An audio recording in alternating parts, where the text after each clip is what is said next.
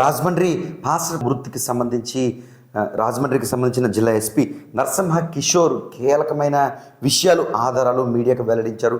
CC footage స్పష్టంగా చూపిస్తూ pin to pin ఏం జరిగింది అన్నది మీడియాకు స్పష్టంగా ఎస్పీ వివరించారు. మత విద్వేగాలు కానీ మరో రకంగా రెచ్చగొట్టే విధంగా ఈ విషయాన్ని క్రియేట్ చేయొద్దు, లేక రాజకీయ లబ్ధి కోసమో ఇంకో లబ్ధి కోసమో ఈ విషయాన్ని తప్పుదో పట్టించి సోషల్ మీడియాలో మరో రకంగా చూపించే ప్రయత్నం దయచేసి చేయొద్దు. పోలీసులు అయితే పారదర్శకంగా ఇన్వెస్టిగేషన్ చేస్తున్నారు. డిఎస్పీ ప్రత్యేక టీంలు ఈ విషయంపై పూర్తి స్థాయిలో ఇన్వెస్టిగేషన్ చేస్తున్నారు.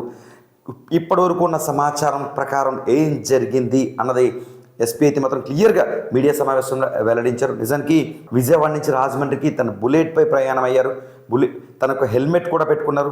అయితే సరిగ్గా రాత్రి 11:31 ఏదైతే రాజమండ్రి సమీపాన టోల్ గేట్ ఉందో ఆ టోల్ గేట్ దగ్గర ఆయన టోల్ గేట్ దాటారు. అప్పుడు కూడా ఆయన ప్రశాంతంగా వెళ్తున్నారు. అయితే అప్పుడు ఆయన ఒక సిగ్నల్ లైట్ వేసుకుని వెళ్తున్నట్లుగా మాత్రం ఆ సీసీ ఫుటేజ్ ద్వారా అర్థమవుతుంది. ఇక 11:42 ఏదైతే టోల్ గేట్ తర్వాత దాదాపు 9 కిలోమీటర్లు దానికి ఒక లిమిట్ ఉంటుంది. అక్కడ ఒక బంకు కూడా ఉంటుంది. దాదాపు 11:42 సమయంలో ఏదైతే రోడ్డుకి ఎడమవైపు ఆయన వస్తున్నారో పూర్తిగా పక్కన డౌన్ ఉంది. అదే సమయంలో అక్కడ పక్క నుంచి కారు కూడా వేగంగా వెళ్తుంది. ఈ 11:42 ఆయన బండి ఒక్కసారిగా ఈ రహదారి నుంచి కిందకి వెళ్ళిపోయినట్టుగా వీడియోలో అంటే కిందకి వెళ్ళిపోయినట్టు స్పష్టంగా కనిపిస్తుంది. కానీ ఒక్కసారిగా అక్కడ ఒక దుమ్ము పొగ మాదిరిగా పైకి గాల్లోకి లేచిపోయిన పరిస్థితి కనిపిస్తుంది. ఆ తరుణంలో ఏం జరిగింది అంటే ఖచ్చితంగా పాస్టర్ గారికి సంబంధించిన ద్విచక్ర వాహనం కిందకి వెళ్ళిపోయింది అని అయితే మాత్రం పోలీసులు ఒక అంచనా వేస్తున్నారు. అయితే అదే సమయంలో వెళ్ళిన కారు ఎవరిది?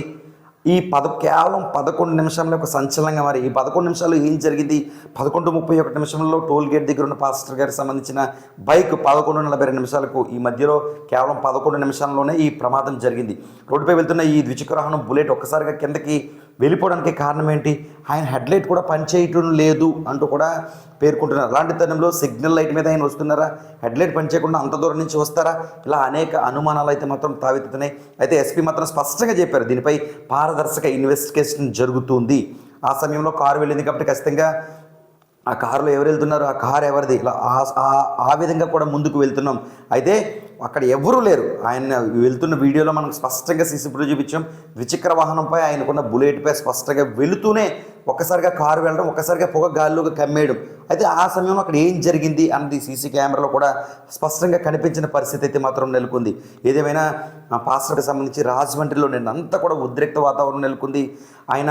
ఆయనకి సంబంధించి ఒక క్రిస్టియన్సే కాకుండా హిందూ ముస్లిమ్స్ కూడా ఆయనకు మంచి అభిమానులు ఉన్న నేపథ్యంలో ప్రముఖ సువార్త అందించే వారంతా కూడా రాజమండ్రి చేరుకున్నారు.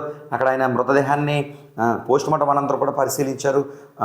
ముస్లింలకు సంబంధించిన ప్రముఖ భాషతో పాటు పలువురు కూడా చేరుకున్నారు. క్రిస్టియన్కి సంబంధించిన ప్రధానంగా కేఏ పాల్తో పాటు మాజీ ఎంపీ హర్ష్ కుమార్, ఇలా అధికార పార్టీకి సంబంధించి కాకినాడ సిటీ ఎమ్మెల్యే కూడా చేరుకున్నారు. ఈ విషయంపై ముఖ్యమంత్రి కూడా పూర్తి స్థాయిలో విచారణకు ఆదేశాలు జారీ చేశారు. దీంతో ఎస్పీ స్వయంగా రాజమండ్రికి సంబంధించిన ఎస్పీ నరసింహ కిషోర్ రంగప్రవేశం చేశారు. ఉదయం నుంచి మృతదేహం పోస్టుమార్టం అయిన వరకు కూడా ఆయన దగ్గరుండి ప్రతి విషయాన్ని పిన్ టు పిన్ పర్యవేక్షిస్తున్నారు.